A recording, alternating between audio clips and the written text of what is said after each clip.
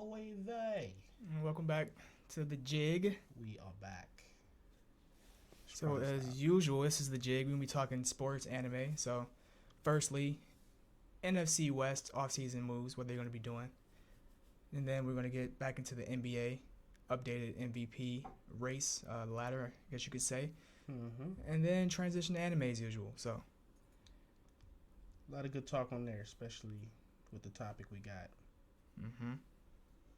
which is a highly and widely discussed topic among most Naruto fans. So yeah, just stick tuned for that, or stay tuned for that. Stay tuned. So to start things off, so I guess we can start with the champs. So, what moves will the LA Rams make in the offseason, or what moves should they make in the offseason? So I'm looking at it. They have no money. They can't make any moves. They have no draft picks. Can't do anything there. So the most they can do is let everybody go who they all got under contract right now, and kind of hope for the best. The people I kind of have them going after are little, like, older people. So, like, I got them taking Patrick Peterson, kind of maybe trying to pick him up, because since he's an older vet, still got some juice in him. And then it's like they still need O-line and linebackers. Eric Fisher, who according to PPF has had one of the worst seasons of his career. So I mean, if you could probably get him for cheap, considering how he played. And then also got Ben Jones from the Patriots, the center, which they really need, because their center last year was kind of trash. And they also need another linebacker. They need another inside linebacker. That's mostly what I was thinking, another linebacker. So I think their defense has been good enough. It's like it has some soft spots that they just need to kind of just fill in a little bit. And I don't know how much of the talent they can retain that's up for free agency now, but nothing. Yeah, they need to bring in mostly, in my opinion, defensive players. Offense is going to be solid, of course. It's just more defensive players, because they always had a solid defense, but they would be prone to some mistakes or prone to some soft spots. So if they just bolster that, as long as they go with their playmakers, they should be back in the conversation. They're losing a lot, I think. They could possibly be losing Von Miller, OBJ, Sonny Michel, who was a big part of their offense when Sam Aker went down. But I mean, and then you also got Austin Corbett, who's a big part of their O-line. But I mean, other than that, I feel like they just need somebody else to play alongside Jalen Ramsey for one, and then just another linebacker to help tighten up that defense, which was, I think, 24th in the run. Or no, I'm sorry. They were 7th, but yeah, still. With them losing all them pieces, they need somebody else. But they still probably won't have that much money to pay any top talent. To be honest, we looking at the 101 top free agents. I don't see them getting any of them. They all gonna want some kind of bag. They got no cap. But what's next? No Cardinals? cap. Yeah. So, I mean, the Cardinals don't need anybody. They kind of got who they need under contract. But, I mean, if you look at it, they're losing A.J. Green, Zach Ertz, maybe. Max Williams, who was a nice tight end. Chase Edmonds, who was really good when James Conner was out. And they're losing James Conner. But, yeah, I think for the most part, they need DBs, since they were so bad in pass defense. They were 26. And with them losing all of these pieces, especially like Christian Kirk and A.J. Green, they could probably sign Stephon Gilmore. That's who I was looking at. You think Kyler Murray's on the move? Nope. He's staying put. Ain't no way. I mean, you know how hard it is to let that talent walk. Yeah. It's hard for the Texans to really lose Deshaun Watson right now. They got him under contract. They just like, hold on, we got to see how this plays out, kind of, before we let you go. Yeah. But yeah, he's not going anywhere. What you got any thoughts on the Cardinals? No, you mostly covered this. Yeah, that passing defense, they're solid everywhere else. So it's nothing too much of a splash move they need to make. It's just and that as far as their second level goes, they do need to fix something with that. And I think and some DBs.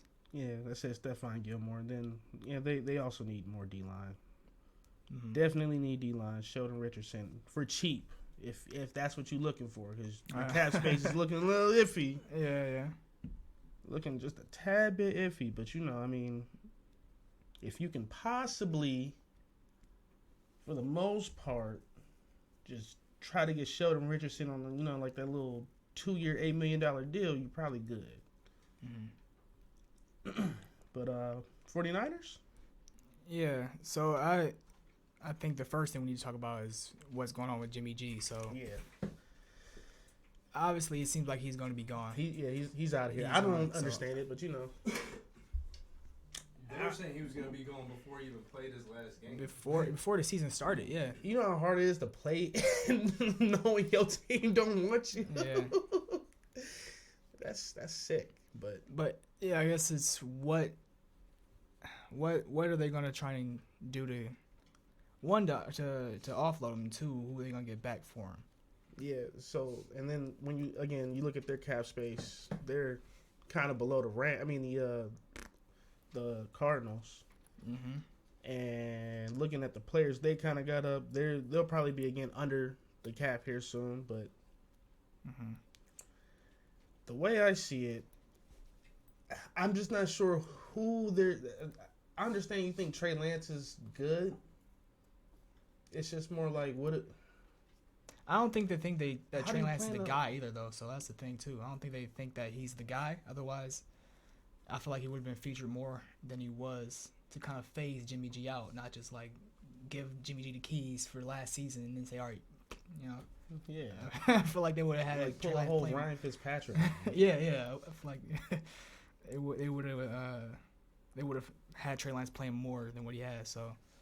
Maybe they think they could have a chance someone else.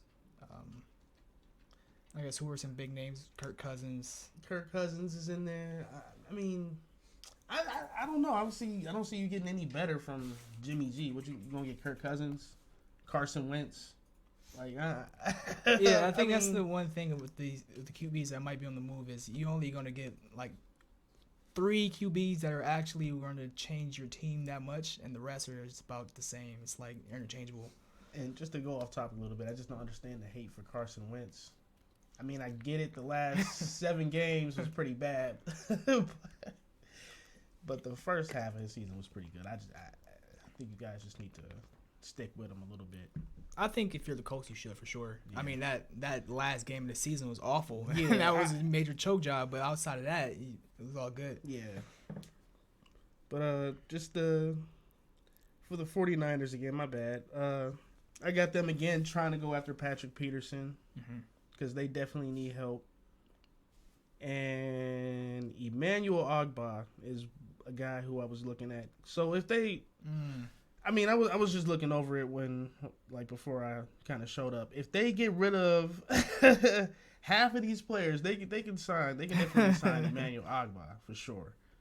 And then I'm just looking like they're not going to use people like Josh Rosen and who's Richie James. We don't know. I don't know. The only big free agents they have really leaving is DJ Jones, Jordan Willis. Fred Warner's a big one. Should retain Jeff Wilson. Yeah, Jeff Wilson. Retain Mostert, I mean. Yeah. It's just that you already got a whole O-line. Like, it doesn't really matter who you put back there. Yeah, that's true. Should keep Verrett. Yeah, Shane Verrett is another one. I mean, Jason Verrett. It's another one you should probably look at, but... Yeah, I mean, the 49ers are another team that don't really need much help. They just need some DBs, and they'll probably be good. And they need to figure out what they're doing at quarterback. All right, Seahawks. Yeah. Most interesting team on here to me. Yeah, same. Because this is a team, as long as their quarterback stays, they have the cap space to get whoever the fuck they want and improve in any one of these categories because it don't even matter. Yeah, it's only up from here for the Seahawks. And then when you look at their the free agents they have, the only big one I really see is Dwayne Brown because now they really don't have an O-line to protect Russell Wilson. I mean, Rashad Penny is I mean, he's had his moments. But, I mean, other than that, I don't know. Do you see anybody on here? Because I definitely don't. I don't see anybody on there on these lists. Al Woods is another one, actually, who's a good defensive tackle. But I mean, Geno Smith played when Geno Smith played. He played pretty good. I mean, it's what you want out of a backup, but not really consequential if he was to walk. Quandre Diggs. Okay, I mean, I don't know if you saw his PFF greatest. Middle of the pack. Middle of the pack. I mean, yeah. But yeah, they need defensive playmakers. Yeah, for sure. So I had them getting J.C. Jackson, Stephon Gilmore, and then they need offensive line help. And since they have the most cap space, and Teron Armstead is, I think, the number 3 rated tackle in the whole league, playing for the Saints, let up the fewest amount of sacks. Probably need to go pay that man as much as you can. And if you can't pay that man, Eric Fisher, again, is another cheap option because he only had one bad season out of his 9. So, I mean, take it as you want. But what if Russell Wilson is on the move? Then what? If Russell Wilson's on the move, they're fucked. Unless they would have to, if they trade him to Chicago, it don't even matter. Like, they're not getting nobody back. You can trade them for first round picks, but you see where, how am I trying to put this? You're not going to always find that stud in the first round. And being a Browns fan, it will take multiple years of rebuilding if you do not have this quarterback. So, you got to do what you can to make him happy. And if you lose him, you are ultimately fucked. Pete Carroll said they had no intention on trading him, so. I would hope not. Yeah, I wouldn't think so. I mean, people say stuff. They say stuff to the press and then turn around. Yeah, James Harden did the whole. I want to stay with the Nets. Talking about I want to go to Philly next. Yeah, speaking of what she's playing tonight. Right now. But it happens all the time when you coaches or GMs say we have no intention of trading this person, then like less than a week later they get traded or days. But I mean, I feel like that's the thing you do say when it comes to Russell Wilson. That's the thing you do say is we're not going to trade him because I mean. Yeah, so I can imagine they're trying to find deals behind closed doors. Yeah, and they can't find. They're like openly shop a franchise player like that. Yeah. They're like, Russ, you can. We love you, man. Wink, wink, kinda. Just stick with us. And then send them out. But yeah, that's pretty much it for the NFC.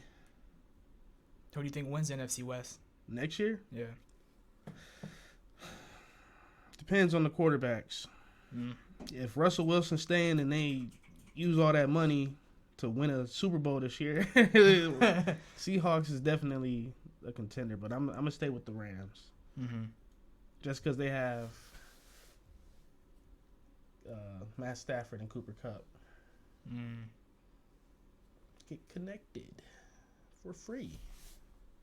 I think the Cardinals got a shot at.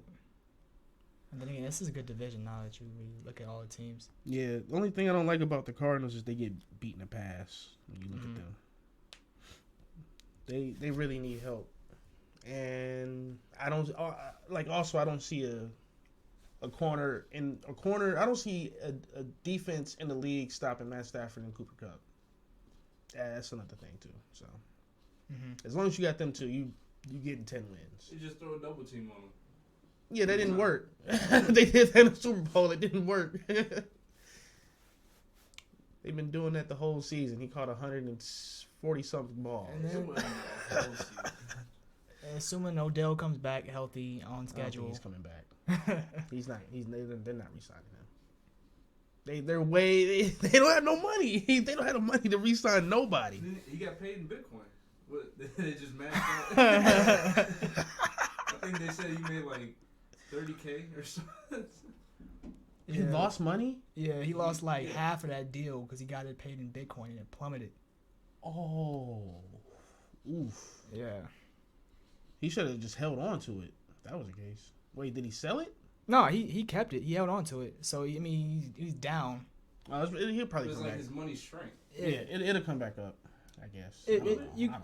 You expect it to, but I mean, I don't know why he chose Bitcoin. If you would do like Odell, you try to go to a dealership with all that money at one time, and he's like, oh, never mind, I don't have it because the Bitcoin shrunk. And what are you going to do? So, yeah. You got a point. I feel like you should probably just get paid directly in cash and then make your choices rather than just get paid. That way you have the option rather than just get paid directly in Bitcoin. But it's just a personal opinion. I mean, I have no opinion. I'm not too familiar on stocks. It's just I know. I personally wouldn't ask for it in Bitcoin. I know that much. Is all. Huh. I mean, then again, it wasn't. It's all. I mean, but it wasn't a full contract anyway. So yeah. It was just the rest of the year for that deal. Yeah. Friendly deal that the Browns let him walk with. So. All right, but next topic. So updated MVP ladder for the National Basketball Association. I did not get a chance to look at this. But who's hot right now? It's like DeRozan. Yeah. Until his last game, he had what? Like how many games of 30+ points? Like 10-game streak or something crazy. Maybe higher, maybe more than that. 10 games plus. And on top of that, he hasn't had his two stars next to him for most of the season. He's literally just been out there. I mean, he's doing what he's been doing in Toronto, I feel like. Pretty much, yeah. He was doing this in Toronto. That's the only reason they were a 60-win team, I feel like. Besides Kyle Lowry, I guess. But still. Mm-hmm. About the same. But, yeah, I feel like it's... what are the Bulls, like second right now in the East? Yeah. Yeah. I feel like, I don't know, maybe because LeBron was always in the same conference and on a good team, DeRozan's kind of always kind of pushed to the side in comparison as far as MVP goes, and no one really thought the Raptors was ever going to go that far because the Cavs was always there with LeBron. So it's different now. You're not sure what the ceiling is. So. Yeah.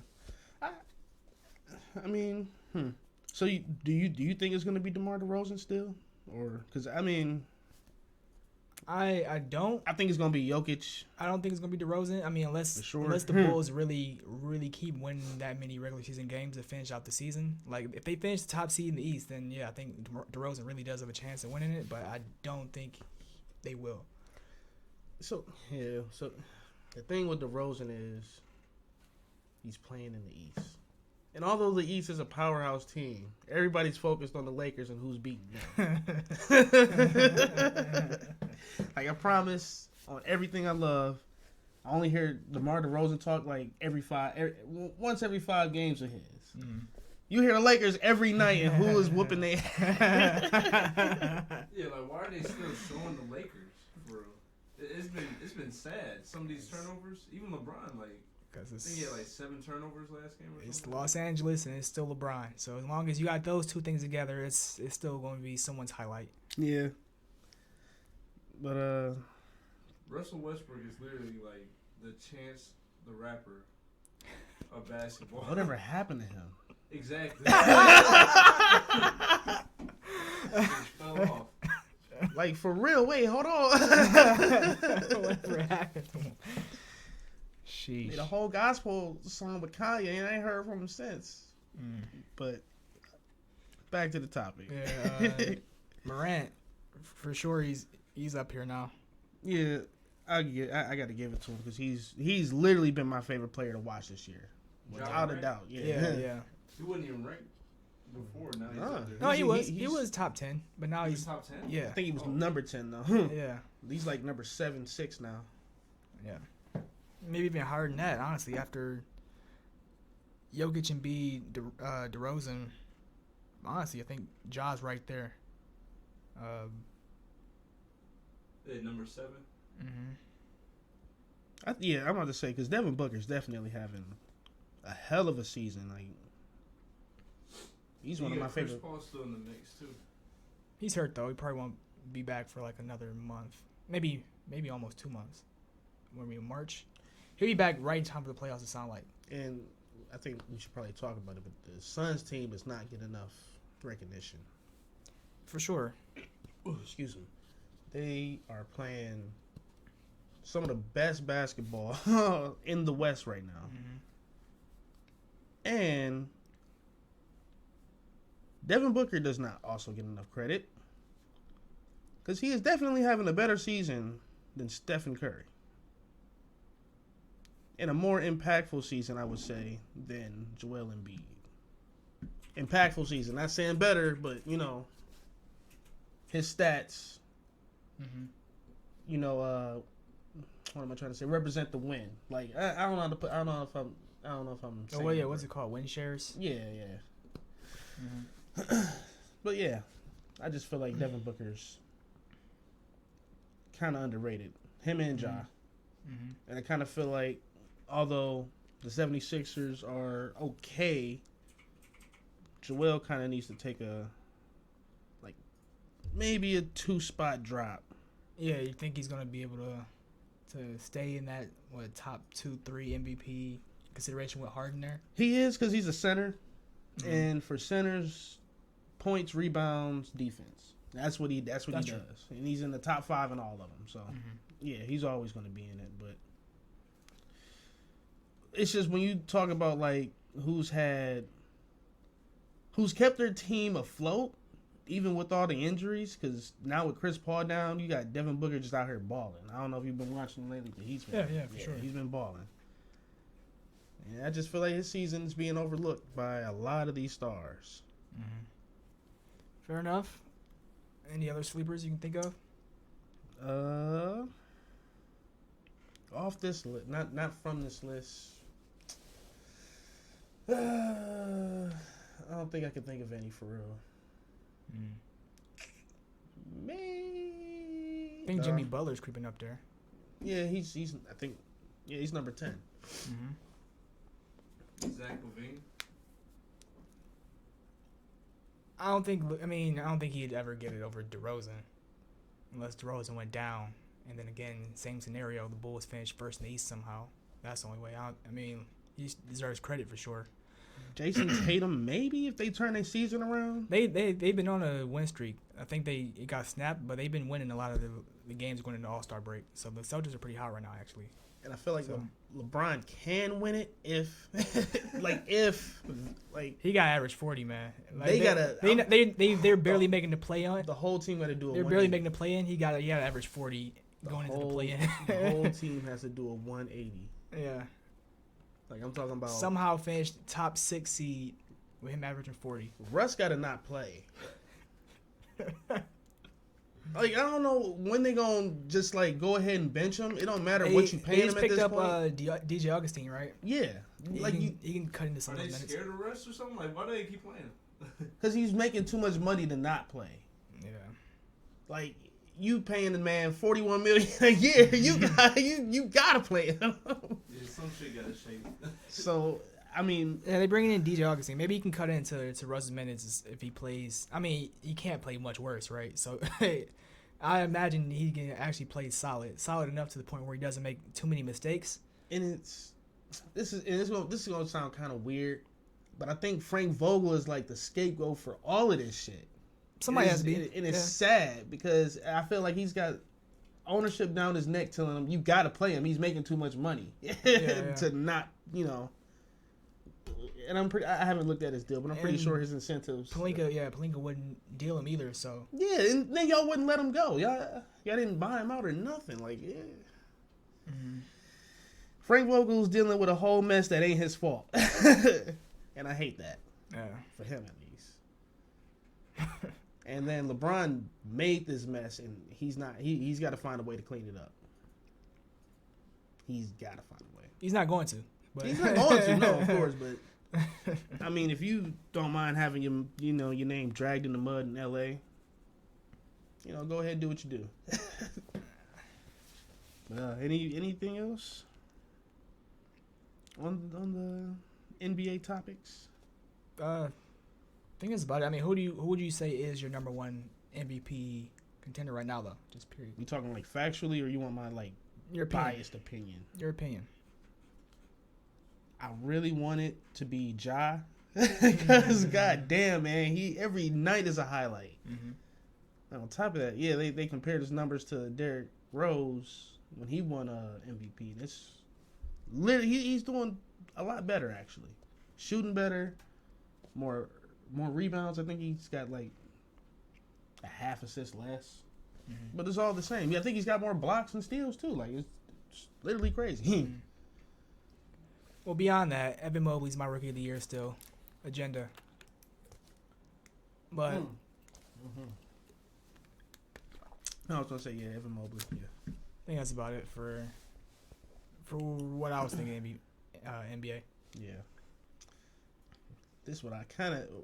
Are we gonna get into the Naruto stuff or the DBZ stuff? Either one. I'm kind of excited for either one. I guess we can do the Naruto first. All right, cool. So the speculation in a versus battle we were thinking was part 1 Sasuke versus part 1 Neji. So like this is like up until Sasuke's final battle before he left the village. Yeah. Okay. I mean we can debate both of that. So that's kind of what I was thinking is. Before the curse mark level 2, so we go back to like roughly around right after Chunin exams, maybe. You talking about during the retrieval? No, before. So if we look at solely before the retrieval, I'm taking Neji over Sasuke personally. So when you say before the retrieval, are you talking about like right before the Sound 4? Right before the Sound 4, right before we ever saw curse mark level 2. Before. Okay, so I guess before Naruto and Sasuke had that big fight on top of the hospital. Yeah. Okay, before. Okay, no, actually, we knew up to then too. Up to then, yeah. Well, okay, so the thing is, the night after that's when he gets kidnapped. Mm-hmm. That's what that's my whole argument for at least KCM. I mean, KCM, fucking curse mark stage 1. At least. But I will say, Neji probably bodies him anytime before that. That's what I was thinking. He can possibly Sasuke can win. I can argue. That's why I said I got Neji in 6. So, yeah, when it comes to the matchup, it's like I don't think there's anything at that point Sasuke could do that Neji couldn't stop or Neji couldn't defend against. And everybody, I would see like the arguments for like his fireball jutsu, whatever. That's not gonna cut it. I'm sorry. But so the thing is, a lot of people kind of don't they underestimate him when it comes to this versus battle because they don't understand necessarily how strong Sasuke is because we only see him fight Gaara for 0.25 seconds. Mm-hmm. And the thing is, you got to remember he's able to do fireball jutsu, which is chakra control, when also chakra nature, changing your chakra nature, or not changing chakra. You know what I'm trying to say. It is a change chakra nature. Yeah. His nature is lightning, right? Yeah. He does that, which is 2 feats for a Jonin. I mean, those are Jonin. That's a Sharingan, though. Yeah, it's Sharingan, though. He does the whole Chidori, which is a whole nother. That's a whole nother Jonin type jutsu. Sorry for hitting the thing, but and then on top of that, again, his Sharingan able to copy the speed of Lee. Mm-hmm. I think none of that helps. That's what I was thinking. That's exactly what I'm thinking. I'm like, yeah, it's all good stuff, but it's like, none of that helps again. So the fireball isn't going to cut it. There's no point in me arguing that. So the Chidori, Neji's going to see it coming from a mile away.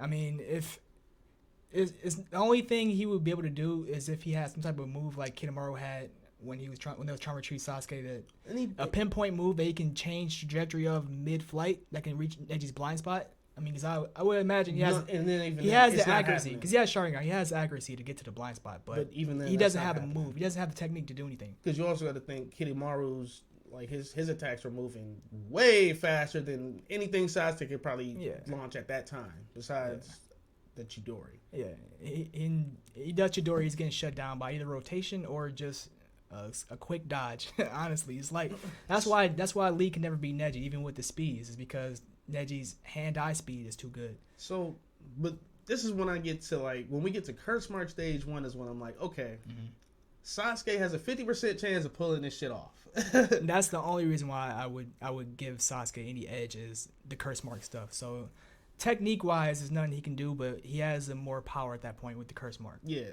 So he was. I don't know if you remember the episode. He was whooping on the Sound Ninja 4. He was whooping their ass until they all changed. It was like, okay, let me show you what the Curse Mark can really do. Yeah, exactly. But up until that point, that's true. He was whooping them. Yeah. And then they got to smack on him. But what I want to kind of go there is like Kidomaru is more so the benchmark I'm kind of trying to fight around. Because I feel like with Sharingan, it would be more. It would be easier for him to see the arrows and shit coming, especially since he has precog at that point. Like he has precog recognition at that point with at least 3 Tomoe Sharingan. Yeah. So I feel like that feat he would easily get over. But that's more so. It's all a matchup thing. Matchup thing. Yeah. But yeah, it's just because Neji is a defensive type of fighter, so I feel like Sasuke doesn't have anything to get around those defenses. And if you compare him to Kidomaru, it's a different type of matchup. That's why he might have the edge there. But as far as head to head, I don't see how he gets around. I mean, even with the Sharingan Taijutsu copying, you go hand in hand with Neji, he's going to shut you down. Yeah, that's another thing I want to say. Well, actually, let me say this first. So Naruto,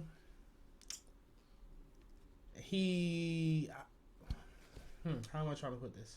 His chakra, his Nine-Tails chakra cloak. When he used it against Neji, was a little too much for him. So how do you think that scales with Sasuke with Curse Mark Stage 1? I mean, I feel like Naruto at that was still stronger than Curse Mark Stage 1. But, yeah. I think it's... Because even then, Neji lost off some trickery, right? And it was plot armor. Neji he lost off plot armor. I mean, I'm just talking about the general fight between the Nine-Tails chakra cloak and him. He overpowered him. Yeah. So if you look at Sasuke as the same type of deal as that Nine-Tails, I still think he's not getting in that last shot that needs to get off before ultimately Neji. I mean, again, if Neji's going for a kill shot too, one to the heart. I mean, he could still shut Sasuke down with that. I mean, so then the other thing I was thinking was you remember when Naruto and Neji kind of clashed together on that last one, and all Naruto had was a shuriken. So you don't think Casey, I keep going to Casey, CS1 Curse Mark Onyx Chidori would pierce that? It might, but I don't think he would go for rotation in that situation. I don't think you got a choice. I don't think you got a choice but to do that, because you saw what it went. I'm talking about Curse Mark Stage 1 though. I'm not at Stage 2 because Stage 2 I feel like is way too much for Neji. No matter what you say. honestly though, we never even seen him get down for on CS2. We don't know what that can do for real. We seen him do one Chidori and that was about it. Yeah, but you seen what that Chidori did to a nine tails cloak, a one tail cloak. That was one tail. Again, that was purely one tail. Also just meeting him where he was at though. And he beat him. It was 2 offensive attacks going. It's not. But he beat it's not him. offense on defense. I mean, and Naruto wasn't even aiming at him though. I get it. He was aiming for his headband. He shut the route so he got down and scratched his headband. Oh my god. So, I don't know, man. I feel like CS2 for sure beats Neji. And it's more so got to do with this what I was gonna reference. So it's kind of confirmed that Lee, when he was fighting his guard, was stronger than everybody there. Yeah. He would have beat Neji. He would have beat Sasuke. Would have beat whoever he fought. Yep. In that mode, he would. Do you think CS2 Sasuke is up there with Rock Lee? Oh, that's 5 gates Rock Lee. I don't think so. I don't know, man. I don't think so. So then that's what I'm also like. Do you think like the one tail chakra cloak is strong, just as strong as 5th gate Lee? The one tail chakra cloak. Because that's all kind of power. I mean, creeping. Naruto can get beat the fuck up from Lee with 5 gates. He can. I mean, he probably can take it though. He can. Yeah. I mean, and get back up. Yeah. I mean, and can grow more tails. But that's besides the point. Yeah. Okay. That's yeah. Yeah. But he can still get dogged. I mean. Again, it's always situational too. That's what I'm saying. It's a little power creep because I feel like Rock Lee was literally the strongest dude. The 5th gate Rock Lee that we saw was the strongest dude in the whole for the rest of the series, actually, up until Naruto learned the Rasengan. I'm gonna say because that's when he was like, it didn't matter what you was throwing at him at that point. But yeah, that. And then I think that when you look at like the power creeping, if you kind of look at Sasuke, he is literally like a smidgen above Naruto at that point, at the Valley of Death or whatever. Just in raw power, you think? Yeah. I don't know if I'm just saying with the one tail cloak, he was just. I don't know. I still don't know if I'd say he was. It's flat out stronger. I don't know. Beat him. He beat him. Again, Naruto didn't actually aim for Sasuke's body. Oh man. For one. And two, the whole fight wasn't in. He wasn't in CS2 the whole fight either. So yeah, we was only in we don't know how much you can actually do in CS2. He just did it for one attack. Whereas Naruto went one tails earlier. His arm went limp at that point. Yeah. He only had one arm at that point, so. I don't know. I still feel like Curse Mark Stage 2, Sasuke can mop the floor with Neji. I'm not like, no contest. But, because I still feel like he's just as strong as Lee, at least in his 2nd gate. And I feel like that is still even more than Neji. Like, even if it's not, it would take Neji a considerably amount of effort to stop Lee at that point. And if I feel like that, I don't know. Sasuke kind of got it. That's fair. But that's also a cheat code, so. Yes. That's not anything Sasuke earned at that point. He didn't earn anything. Everything Neji did at that point was all me teaching myself. Nobody even taught him rotation. He taught it himself, and that's high level secret jutsu from the Hyuga clan. So yeah, that's the other thing I give him. But yeah, I guess I gotta go with Sasuke. So Neji, up until right after the Chunin exams or before the Sasuke retrieval arc, up until like, and then Sasuke after that, up until like they fought Kurama. I mean not Kurama. One Tails. Yeah, up until then, Neji had it, but literally when the curse mark takes over, I still feel like he can win maybe in stage 1. Mm-hmm. Like Neji could. It's a 50-50 shot for me at that point. Mm-hmm. But nah, CS2 is just too much. Mm-hmm. Regardless. Fair enough. Yeah. But now. So now we can get into Dragon Ball. So yeah, gonna make a tier list of all the animated Dragon Ball movies. Not gonna talk about any of the live action, of course. we're not doing that. So that's just a F tier already. So yeah. So our tier list for animated Dragon Ball movies, starting from Dragon Ball through Dragon Ball Super. All right. So I would say first things first, we can just put one S and one D tier just so we can gauge everything in between that. Yeah. So an obvious S to me is the first Broly movie. So Legendary Super Saiyan Broly. That's definitely an S. So wait, hold on. You saying like just Broly? Yeah. That movie? Yeah, the original Broly movie. So then, you think the original Broly movies? Absolutely, that's S. Was the one when he was like wearing that crown or something like it was like I vaguely remember it, but he was like dumb big like. Yeah, that's original. Yeah. So, I didn't like Broly the character because. You Kakarot was right next to me. You are the only one that doesn't like that. That's the whole movie. You are the only one who doesn't like that. Everybody else loves Broly cool. Like the action with Broly was cool. It's just when you think about the backstory, your son cried next to my son for so long. He hates your son. That's the backstory. That's Broly's backstory. That's the real beef right there. I'm glad that they revamped it. And they didn't even go for King Vegeta, who exiled him off the planet. tried to maim the baby and his dad. I mean, what's his dad gonna do? Right, like what? I mean, I don't know. King Vegeta was a dick, but yeah. But I would say that's an S tier movie. Now a D tier movie would be Bio Broly.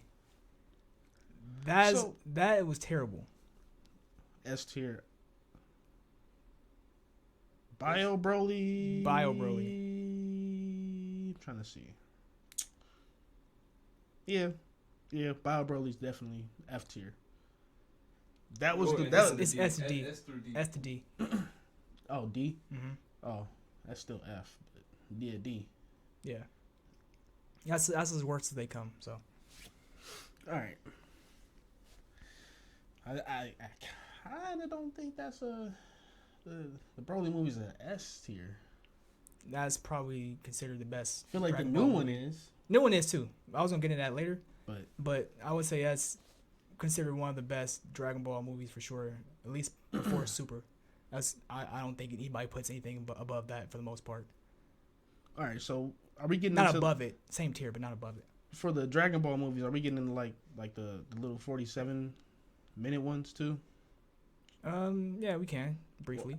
Well, no. So like the original Dragon Ball series movies. Yeah, because some of those I didn't even see. I didn't even know these existed. Well, honestly, I think we can throw all those in. I'd say B tier.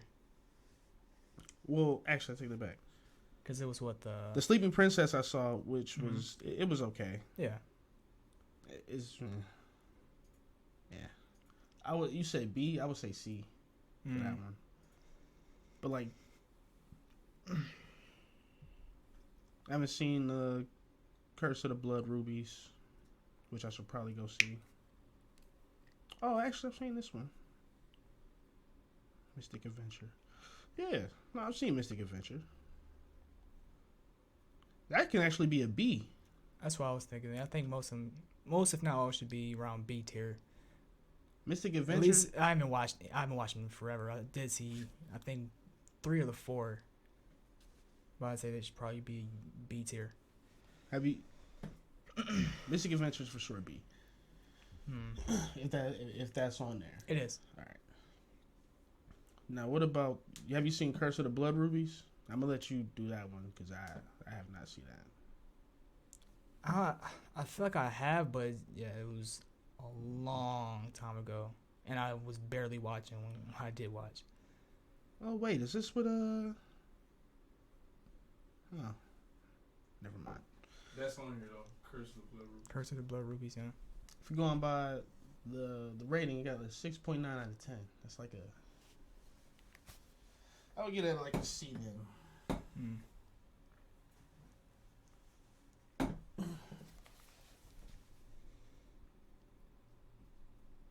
So we all have up there so far 2 Broly movies, 2 Dragon Ball movies.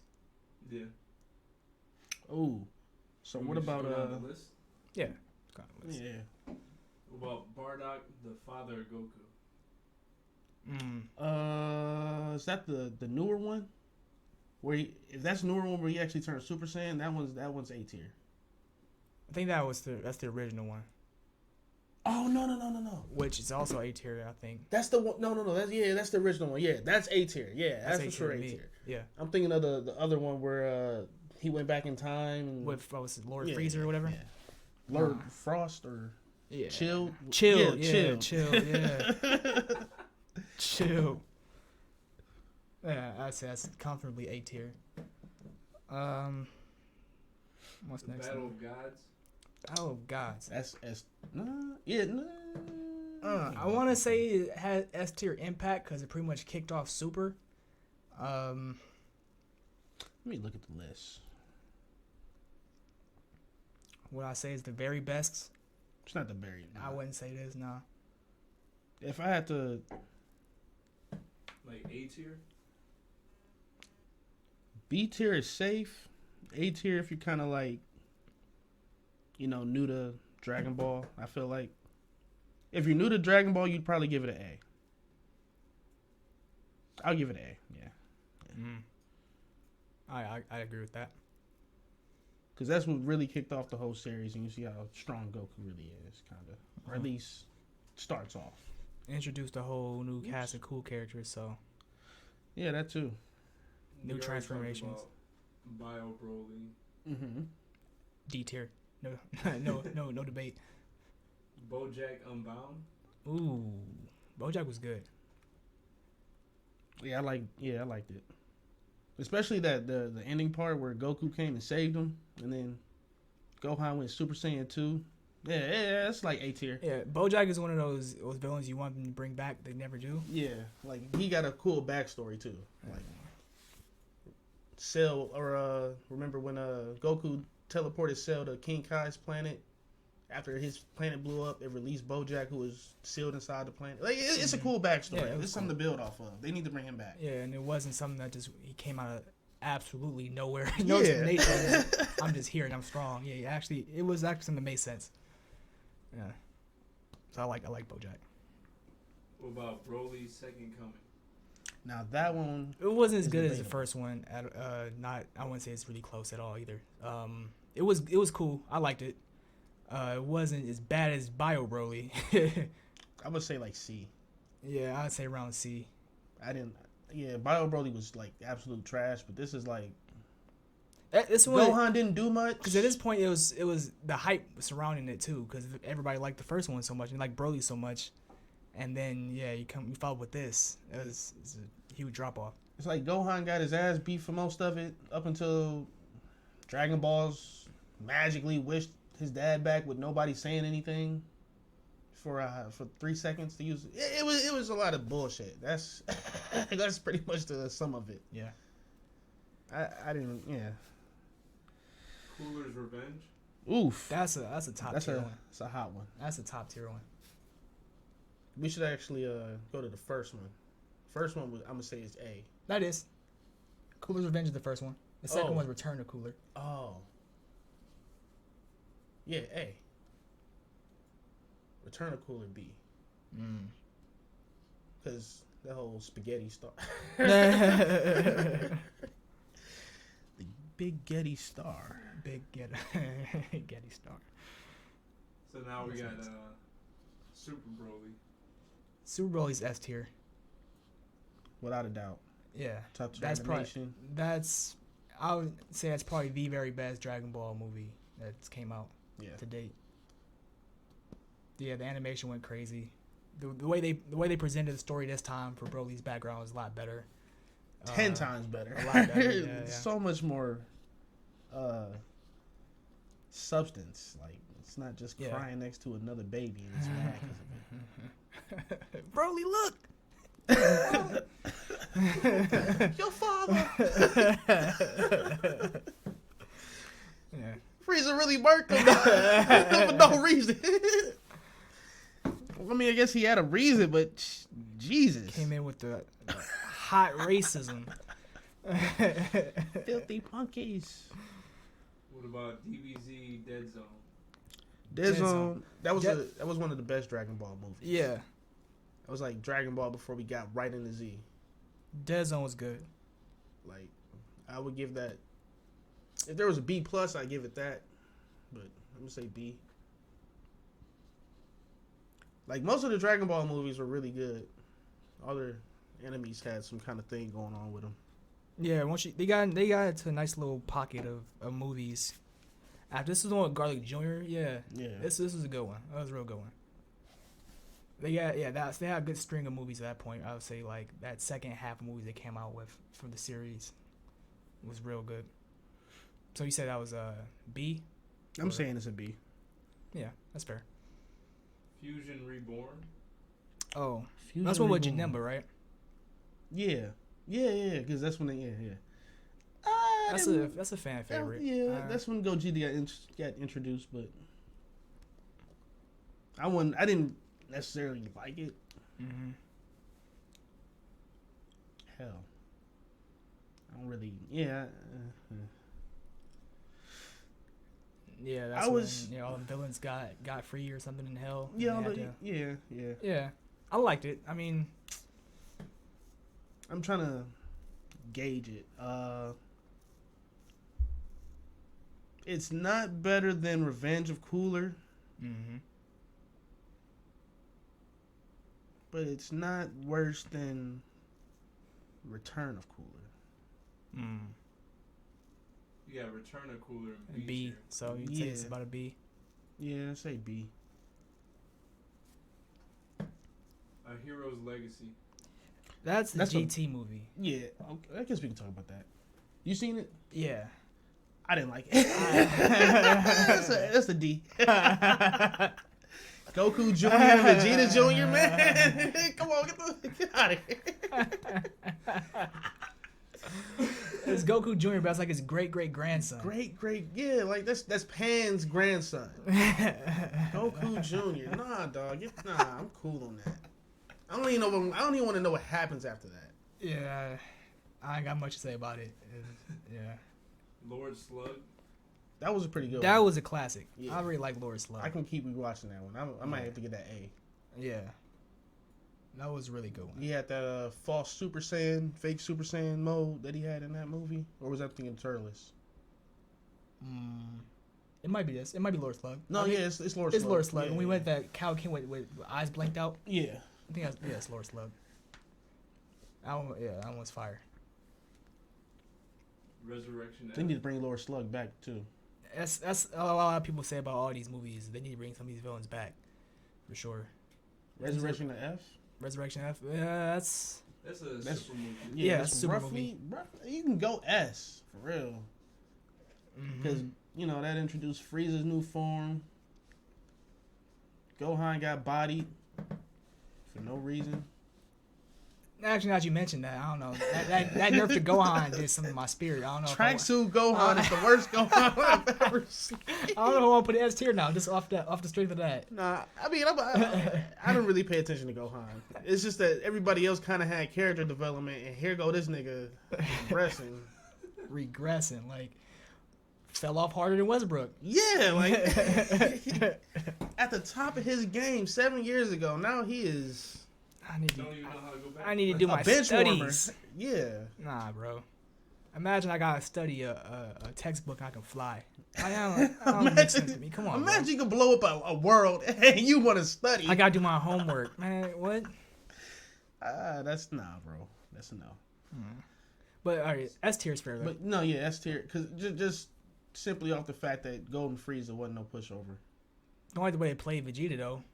and him not getting to finish him off. Yeah.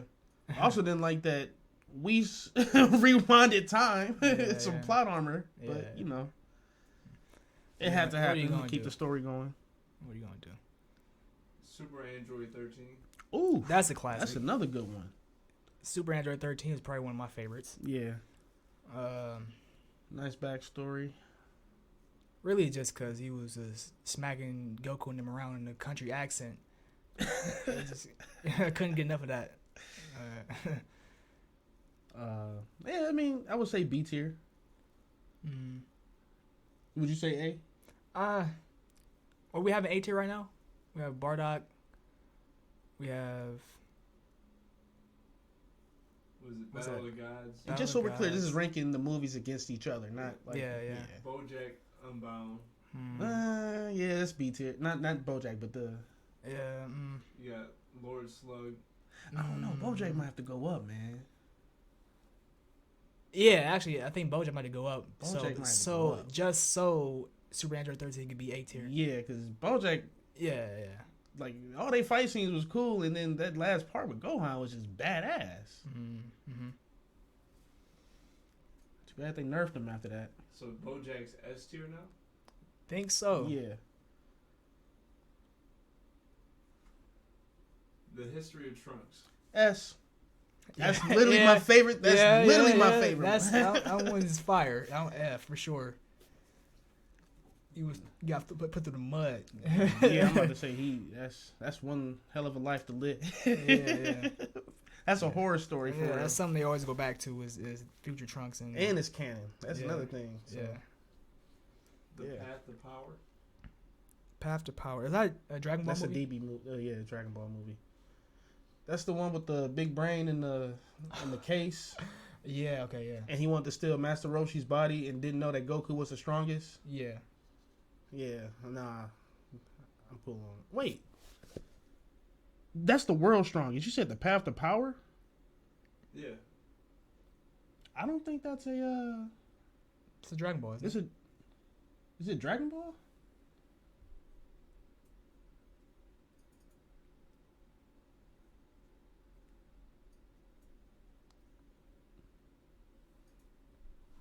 The Path to Power. I remember hearing that. Yeah, it's Dragon Ball. It's a soft reboot of the Dragon Ball series. It came out when DBZ was out, so it was an anniversary movie kind of. Oh, okay. I probably saw it, but didn't care for it. That's all I want. It got a 7.3 out of 10 on IMDb. Should probably go watch it. It's sound like a B tier. Yeah, like most Dragon Ball movies. Yeah. Yeah. The Tree of Might. It's a good. It's an okay one. That I would say it would. I like it simply because I did like Turles. I thought it was cool to have. Anytime you introduce a new Saiyan into the picture, it's always cool. So I like Tree of Might. I wouldn't put it A tier. Yeah, I wouldn't put it ahead of most, but I did like it. I wouldn't say it's bad at all. It's not bad. B's fair. Yeah. And then the World's Strongest. That's World's Strongest. Yeah. That's like B, C. I don't know. The idea of it was kind of cool, but I don't know. It like turned into like a comedy at the end where they were trying to find out who was the strongest, and they thought it was Master Roshi, and it wasn't. It was Goku. Goku blows him up. It's C. C's fine. Yeah. And then it's the last one. Oh yeah, last one. Yeah. Wait, did we get Wrath of the Dragon? Oh, that's the one with Hirudegarn, right? Yeah. And Tapion. That's where supposedly Trunks got a sword. Yeah. Now, where do I place that? I wouldn't put it below B, but I don't know if I'd put it over much. Trying to remember who all did what. Well, I mean, I know who all did what, but like, just like replay the movie, kind of in my mind. It wasn't bad, but looking at where we got stuff ranked, It's not as good as BoJack. That's for sure.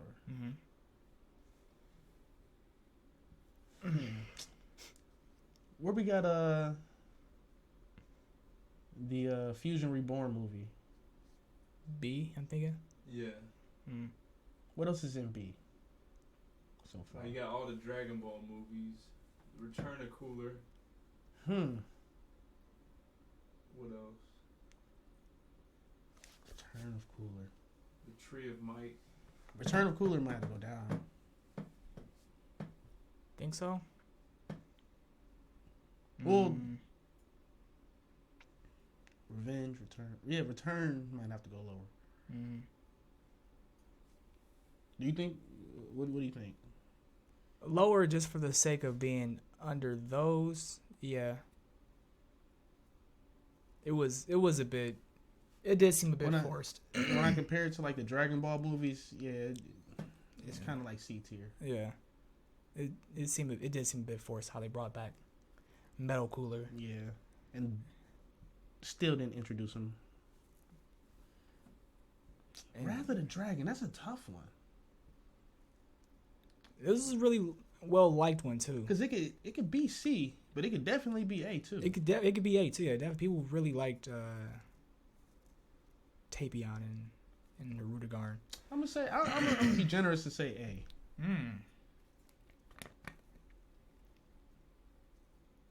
What else we got in A? Let me just. We never seen Tapion anything else besides just this movie. Yeah, right? that's why I'm like. But Tapion was such a raw ass character. That's the one thing too, man. He was a raw ass character. That is one of the things I will say that gives this movie the edge is it has that rarity of Tapion and stuff we rarely see. Yeah, it's just like, oh, here's my sword, Trunks. You keep this while I seal the dragon away. Like, it didn't even matter. Like, Goku and Gohan weren't as strong as them. Vegeta got his ass beat. Per usual. Yeah, I don't know. I like the movie. I liked it a lot. I mean, I'm saying A. Yeah. What you think? Right. Yeah, I can agree with that. Well, where do you think the Dragon Ball superhero is gonna wind up at? It's looking really good. It's looking good. It's looking like. It's about Gohan? Yeah. They're giving Gohan and Piccolo new forms. And then they got Broly in it doing some training with the guy. I'm ready to kind of see this. Yeah. I'm hoping it's the animation looks like Dragon Ball Fighters the game. Like it's kind of crazy what they're doing with the animation. So I'm interested to see how it looks in some of the good action scenes. So if Gohan just somehow becomes just as strong as a god, I'm good. I just need him to not. Is it a good thing? I don't know. Well, I mean, okay, so I'm not trying to spoil nothing. That's why I ain't want to. But in the manga, he's way past Super Saiyan Blue. Like he's fighting people that. I think that's a good thing. So it's not just Goku and Vegeta doing all the work, all of it. I mean, still a Goku and Vegeta story, but Gohan gets his shine. Yeah, he definitely. Yeah. They definitely give him his shine in the manga. Cause if the rest of the cast is really just that far left behind from Goku and Vegeta, there's no point in including them in anything. And the thing is, they didn't even have to. I'm just thinking about the whole Dragon Ball series. They didn't even have to go into Super. We could have got some backstories. Yeah. Like we could have got some backstory, which is what we're about to get now anyway. But we could have got a whole Bardock series. We could have got a whole Majin Buu prequel would have been cool. Yeah, that would have been cool. Since he's an ancient character, pretty much. He's just been sleeping and then. Oh, this is that dude from 3,000 years ago who was the strongest person ever. Wow. Like it would be a good way to bring like. It'd be a good way to bring people in like Lord Slug, who was Evil Saiyan, and how him and Kami or whatever the fuck didn't get along. They really just been following Goku. You got Turles, Tarble, if you remember him. Tarble, Vegeta's punk ass brother. Yeah. Was running from them two midgets. Yeah. But yeah, I mean, you got a whole bunch of stuff to work with, and it's like the stuff we getting is not. They could have done more with Raditz. Yeah, definitely could have done more with Raditz. Oh man, yeah. especially, again, I'm trying so hard not to spoil stuff in the manga, but they getting back to, like, they're bringing Bardock back for sure. Mm-hmm. Like, this would be a good way to somehow integrate Raditz and all of this, because you can't just kill him off and now you're bringing his dad back and now he's just still stuck in hell. No soul, just stuck. But yeah. Can't think of I think our list is pretty solid. And of course, any disagreements, any arguments, or any agreements, send them our way. Send us your takes. What you think we got wrong. What did you like, dislike, so on. Yeah. Please comment, like, subscribe. If you can hear that on this mic. So yeah, I think that covers it for us. So again, you can unsubscribe, but you can't deny the vibes. Everybody, have a good day. Night. Day and night.